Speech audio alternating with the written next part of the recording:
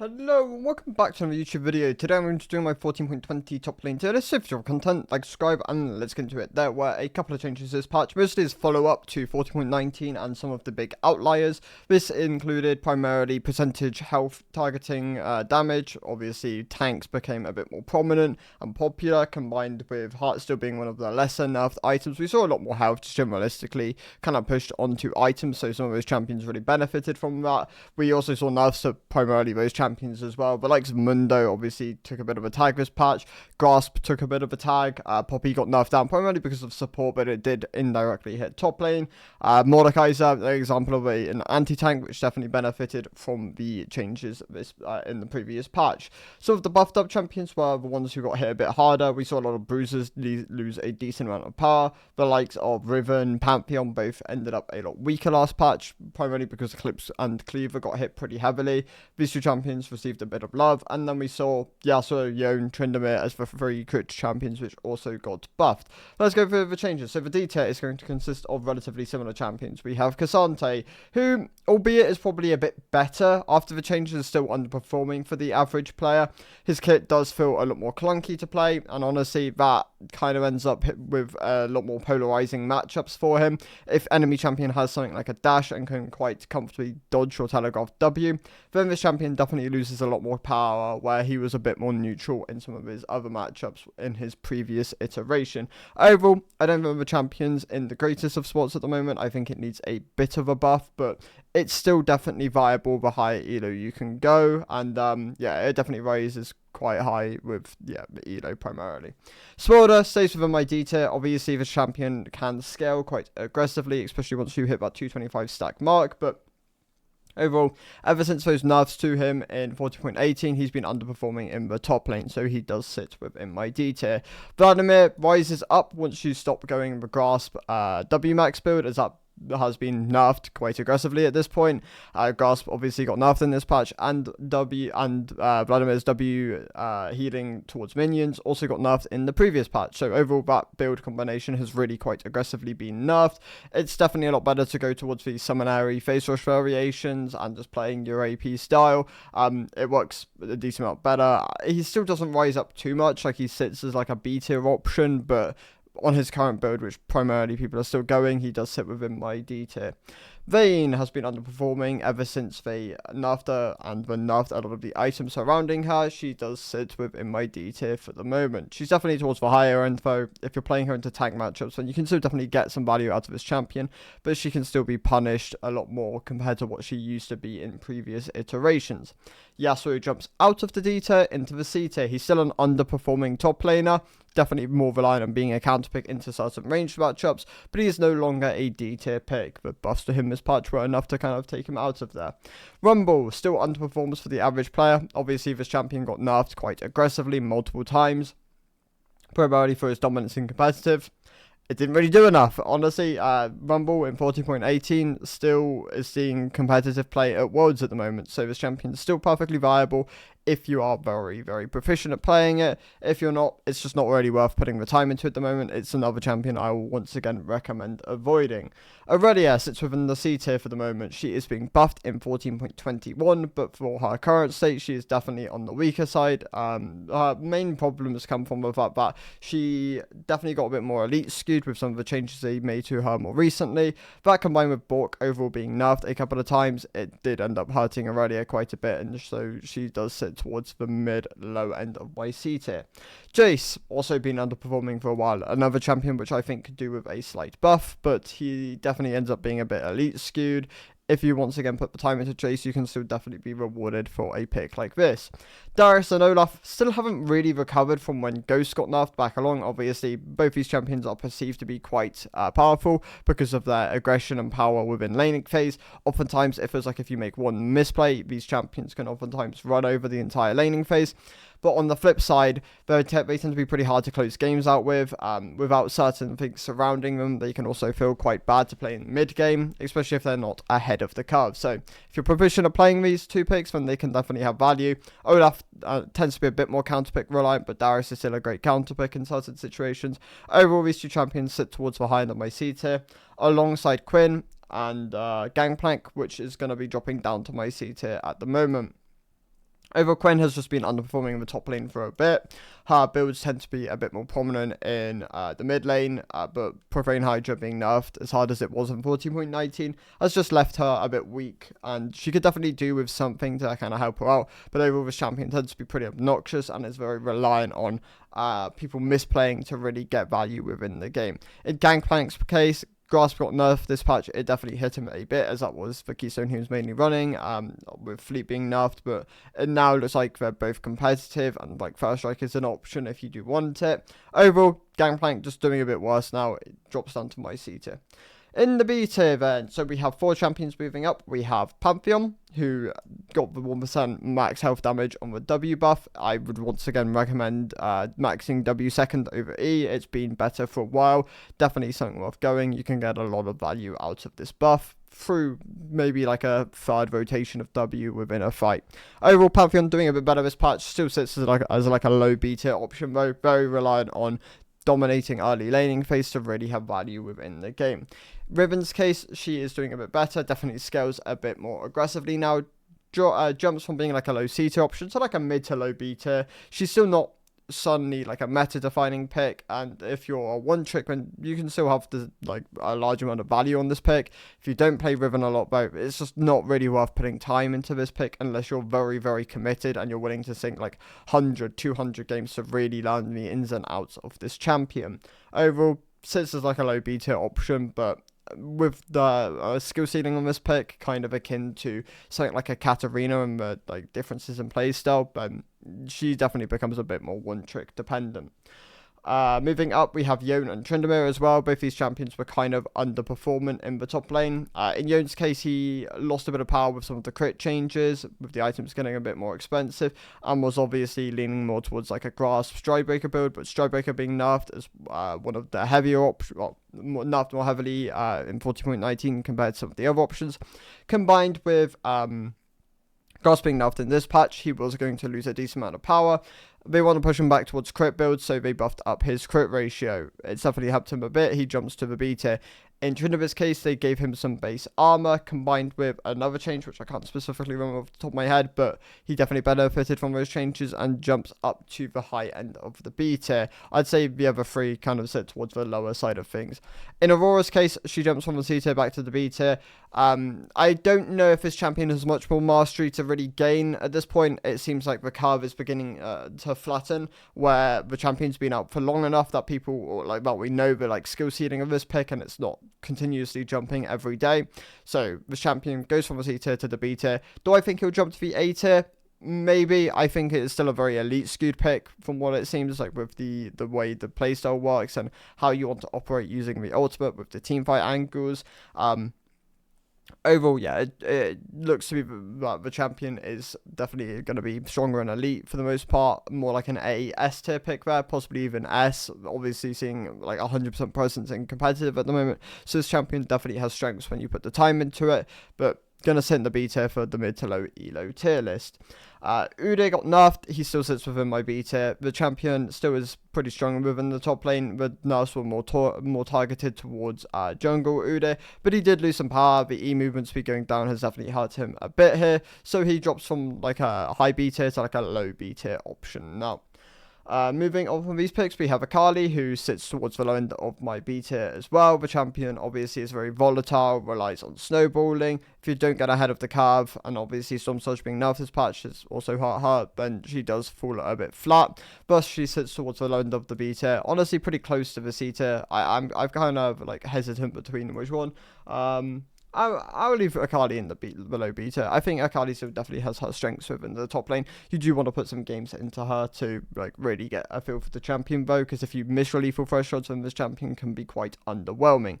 Garen still not doing as performant as in 40.18, where he was definitely one of the strongest top laners of the patch. He still sits as like a low beta option now.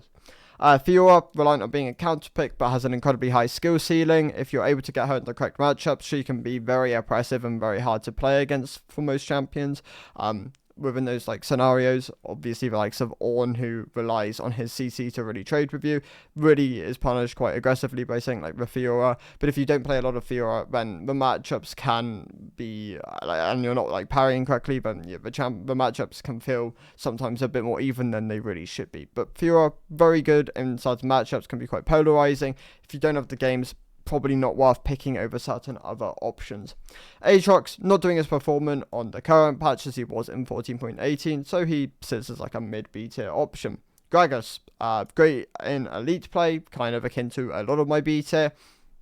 Overall, this champion can definitely struggle if it's not like, if it ever falls behind in laning phase, then the champion definitely loses a lot of what it wants to deliver on within the game. Obviously, the reasons you're picking Gragas tend to be for like great lane neutralizing capability, being able to really comfortably clear waves, being able to trade against the opponent, making it so they can't really like be able to like siege against your turrets, stuff like this. All what Gragas really values. Plus, it's a great AP top laner pick, and there are burst builds which you can definitely opt into, which can give him like good kill threat ranges. But overall, yeah, the champion tends to be a bit more elite skewed, sits within the mid B tier for the moment. Teemo, also a great counter pick. He's the most popular top laner of the patch. Obviously, his ASU came in. I believe people are relatively happy with it. I've seen some complaints about the character kind of not being the same, but not everyone's going to be happy with these changes, unfortunately. Overall, champion's still like a high B tier option at the moment. If you're able to snowball and scale out throughout the game, here's some of the best control summons within the game. I guess you could call them pets, whatever they're like coded as. Shrooms are very powerful tools. They give great control over objectives. That alongside boxes, I'd say, are two of the best zone control abilities within the game. But yeah, overall, Teemo, if you're picking him in the right spots combined with utilizing the level of control and honestly dueling potential this champion has, then he can be really valuable and yeah, can definitely rise up. Trundle, very simple champion. Obviously, his cookie cutter playstyle definitely gives him a strength within low elo combined with this one-dimensional siege potential. I wouldn't really recommend Trundle as my primary option for this kind of playstyle. I would honestly recommend something like a Yorick, there we go, that's the one I'm looking for, as the primary siege pick within the top lane, but Trundle can definitely work as a fullback option if something like Yorick is banned or the matchup's really bad for him. Renekton sits within my B tier. Overall, the champion is still, well, I mean, this is a bit weaker of the bruiser items being nerfed, kind of akin to Aatrox. Just not an A tier pick anymore, more of a B tier pick. Obviously tends to be a bit better with an elite, but they make more use out of his powerful laning phase and great team fighting ultimate. KO will definitely be a bit on the weaker side at the moment, kind of sits towards the middle of my B tier. Overall, this champion obviously tends to perform a bit better in low elo, where the game duration is a bit longer and you're less consistently going to get punished for playing a champion like Kale, but the higher up you go, this champion will once again struggle quite a bit more. It is probably in need of buffs in its current state, but can still scale quite aggressively, I mean very aggressively compared to a lot of the other top lane options. Kled and Wukong wrap up the other two champions which remain within my beta. Kled, also akin to Renekton and Aatrox, lost a lot of power. Bruiser items being nerfed.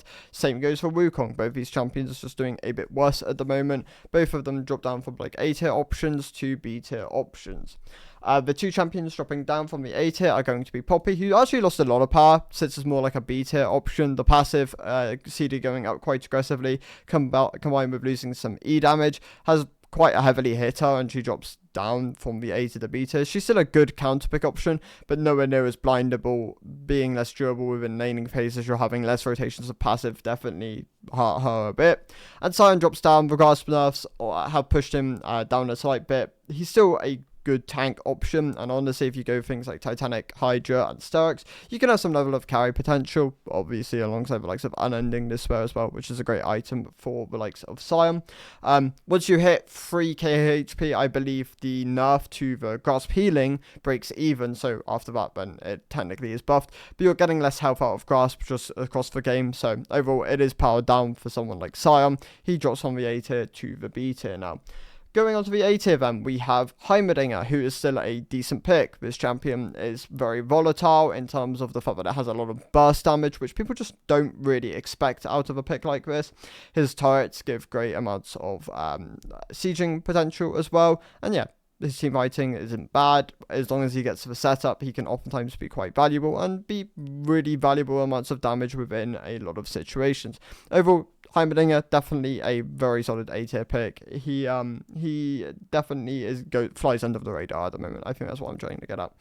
Gnar is my go-to pick in the top lane at the moment. I do think this champion is in an incredibly good spot. I do also think he's a bit elite skewed, which is why I don't quite have him as high as I believe he probably rises up to be an elite play.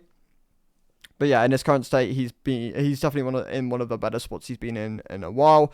I'd recommend moving back over to Fleet with the Grasp nerfs. Fleet now tends to just outperform it generalistically. Grasp tended to be better into melee matchups where you could stack it quite consistently. But now that it's obviously been nerfed quite more for ranged than melee, he drops down. I mean, he definitely no longer requires it as like a rune option, as Demolish was the other thing you were kind of getting out of it. Kennen sits within the A tier, also a pretty elite skewed pick. If you can snowball and find the angles on this champion, he can be really valuable.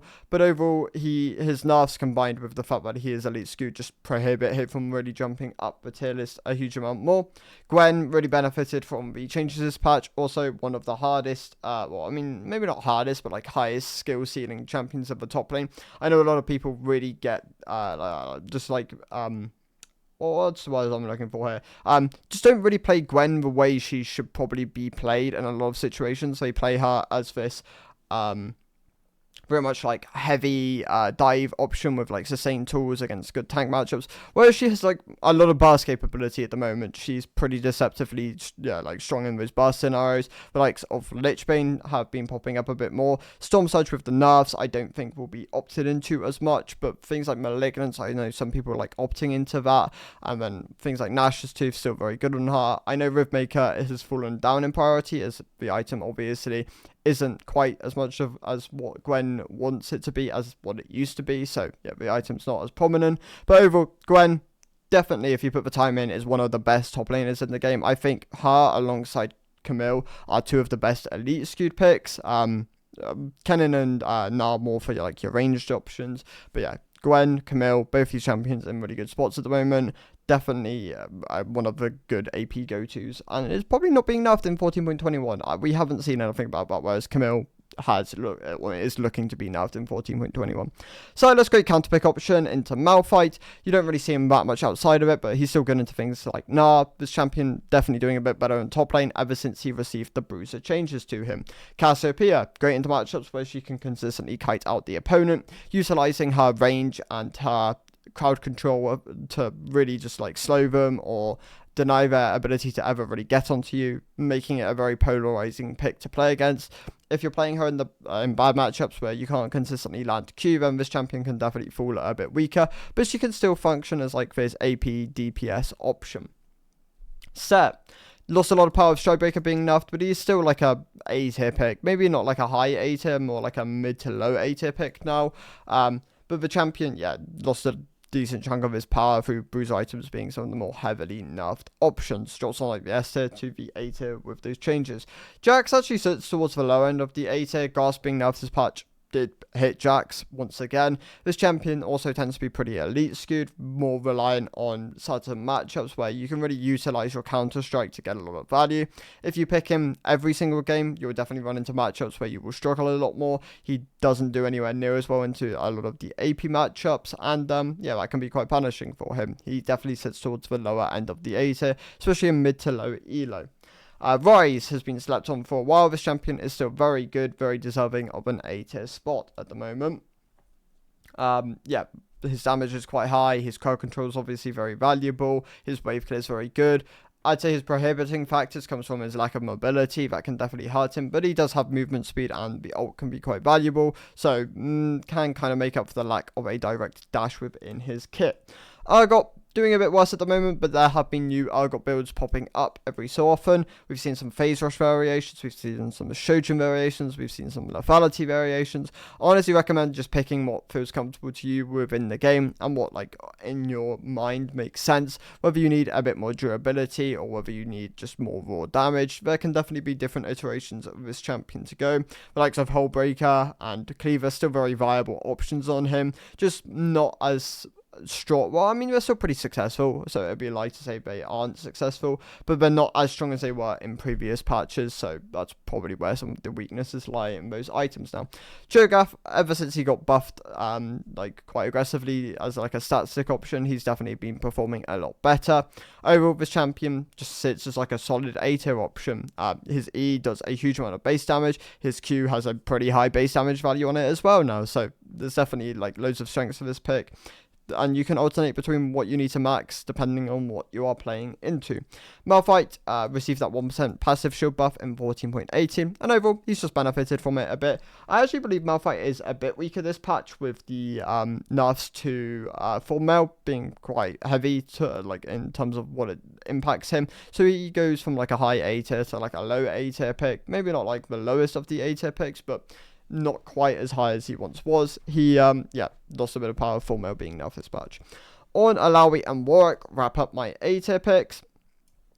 All three of his champions have, in Ornn's case, he's definitely benefited from tank items being stronger, but Grass being nerfed has hurt him a bit, so he might not sit as like such a high A tier option, more like a mid A tier option. Alawi also can run Grass, but tends to be something she opts into quite frequently, that alongside Conqueror. Conqueror obviously better for damage, Grass better for short burst trades with W. And yeah, weaknesses are going to be more prevalent with Grass being nerfed, so maybe look back onto Conqueror as being your primary keystone, but the champion is still pretty good, definitely very dominant into a lot of the tank matchups, and very frustrating to play against. Warwick, also pretty frustrating to play against, tends to be a bit more gimmicky. If you don't respect Warwick early, then you would find yourself falling quite aggressively behind. If you respect him early, he will oftentimes be outscalable. This champion obviously is prohibited by his single target damage, and very much reliant on just running at someone and hoping to stat check them in a lot of scenarios. Singe drops down to the A tier as well from the S tier. The nerfs this patch were very minimal, just some some scaling armor loss, but they were enough to drop him from the S to the A tier. He's still very good in the hands of OTPs, but for a more generalistic audience, it's just not something I can really recommend as consistently, which is why he is no longer within my A tier. Camille leads us off in the S tier. She is the best elite skewed pick in the game. Do I think she is someone you can default on in low elo? Probably not. I'd recommend other options over her. She is also being hit with a sledgehammer in 14.21. Those nerfs are huge, and I imagine she'll completely drop out of the meta with those kind of changes. Might go all the way down to like a C tier, but for the moment she is a great S tier option. Tahm Kench has been slept on for God knows how long. This champion has been really good, and I really do recommend more people put some time into him, especially in the lower ranks. He does outget progressively outscaled by elo. Like once you hit D2 higher, this champion does fall off quite aggressively, all the way down to like a B, C tier option. But for low elo, he is one of the premier tank picks, which I really do recommend more people put time into there. Volibear, really thriving off this split at the moment. Definitely looks to be one of the front runners in terms of just his raw power, damage, his siege potential. All these really valuable for him. His items are still really good. One thing to be aware of is that if you do find yourself falling behind consistently on Volibear, this champion becomes quite lackluster and can definitely not have the same level of impact as someone who gets like 1-2 kills early on into the game. It could really snowball and like take those advantages into like 1v2 scenarios. Shen, I know a lot of people discuss about Shen at the moment as this champion is very, very prevalent. Goss being nerfed this patch, he did lose some power from. I don't think he's quite the premier pick that a lot of people think he is. I think he's very strong though, and I think he's great in counter pick situations, but blinding Shen against someone who knows how to play the matchup, maybe is running Demolish, can feel quite punishing, and oftentimes you can find yourself dropping like a considerable amount of CS and plates, and then being outscaled by certain picks, which can oftentimes find those advantages against you. However, this champion has incredible base damage. If you run Ignite, it becomes very hard to ever duel this champion in lane. His R is one of the strongest globals in the game, and he is a tank, so there's lots of values to playing Shen at the moment. I don't think he's the best thing in the top lane, but he's also very good in his current state, so going to remain within my S tier. Zac is one of the best things in the top lane. I do think this champion is a bit more blindable than the likes of Shen. I don't think he is the same quite as powerful in terms of like what he provides, but his mid game is very strong. If you can pick up your blobs early, like the enemy can't contest you on them, then that is also a lot of value on this pick. He is very strong in terms of the damage he can output, and like a lot of attack items are pretty strong on him at the moment. Barmies and the respective items which come out of it are pretty bad in their current states though, so oftentimes that can be where some of his weaknesses lie on that first item spike, but overall this champion is still very good at the moment. And then we're left with 4 picks. Mundo got nerfed this patch. Did enough to drop him from like the top of the S tier, S plus option in low elo, to more of like a mid to low S tier pick. He's still great stat stick, great scaling, just not as consistently going to output the same level of damage later on into those fights at like level 13 as he did in the previous patch, so he does lose some power there. In Yorick's case, he was going to be nerfed in 14.20, but they took it out of the patch notes. This champion is still incredibly strong in low and mid elo. Most people just don't know how to play around Maiden, and that can be quite a big strike off the pick. If people do understand how to play against your champion, then kind of akin to Type Hedge, he does fall off quite aggressively with elo. But if you're if you're anywhere below Emerald, even Diamond at the moment, then I really do recommend playing the likes of Yorick, as he is in a very good spot for his current state. In Nasus's case, he is also one of the front runners of this patch, especially in mid and low elo, where you're less likely to be punished. Your mid game's incredibly strong, your late game's strong if you get the stacks, and honestly, like your level 6 spike, you can already start looking for kill angles by that point, especially if you're starting like a Sheen or Lucid. This champion is in an incredibly good spot at the moment. Even with the E nerfs in 40.18, I think the champion's really valuable, and definitely a very deserving S tier pick. And Mordekaiser got nerfed this patch, dropped some from my S plus tier. I do think he was one of the best options to go to the last patch, even though there are some matchups which can be quite hard for him, combined with the fact that he can have trouble having like converting his value when ahead of the game into like these team fight wins. There can definitely be some downfalls to Mordekaiser, but overall the champion is an incredible stat stick. He has some, his ultimate is also a very valuable tool. Now that it's no longer Q accessible, it just makes it very, very obnoxious for certain champions to ever really play against him, and that can be quite valuable to specific drafts and specific situations. Overall, I think the S tier is pretty locked at the moment. A lot of these champions are very good in their current states. Camille and Gwen are my recommended go-to elite picks if you want something like more melee. If you want something more range from the likes of Kennen, great within these spots and can work quite nicely. But overall, those are my thoughts for the mid to low elo 40.20 top lane tier list. Thank you guys for watching. I'll see you in the next one. Goodbye.